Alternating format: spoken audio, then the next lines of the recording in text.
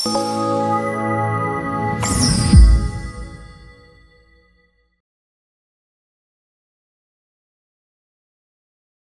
వలసలు ప్రపంచంలోని ఏ దేశానికైనా సమస్యేనని ప్రధాని నరేంద్ర మోదీ చెప్పారు.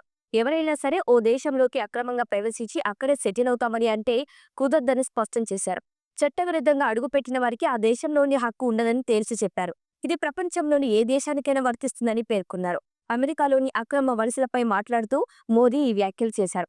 అగ్రరాజ్యంలో అక్రమంగా ఉరికిన భారతీయులను వెనక్కి తీసుకువస్తామని, ఈ విషయంలో ప్రెసిడెంట్ ట్రంప్ను సహకరిస్తామని చెప్పారు. అమెరికాలోకి అక్రమంగా ప్రవేశించిన భారతీయులు చాలా మంది హ్యూమన్ ట్రాఫికింగ్ బారిన పడ్డవారేనని మోదీ చెప్పారు. కొంతమంది స్వార్థపరులు ఉద్యోగాలు, దారుల ఆశ చూపి అమాయకులు మోసం చేస్తున్నారని చెప్పారు. వారి మాయమాట నమ్మి అడ్డదారులు యువత, పేదరికంతో బాధపడుతున్న వారు అక్రమ వలసదారులుగా మారిపోతున్నారని వివరించారు.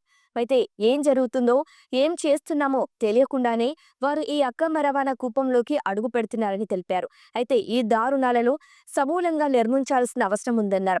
ఈ దిశగా భారత్ ప్రయత్నిస్తుందని, దీనికి ట్రంప్ సహకారం అందిస్తారని ఆశిస్తున్నట్లు మోదీ తెలిపారు.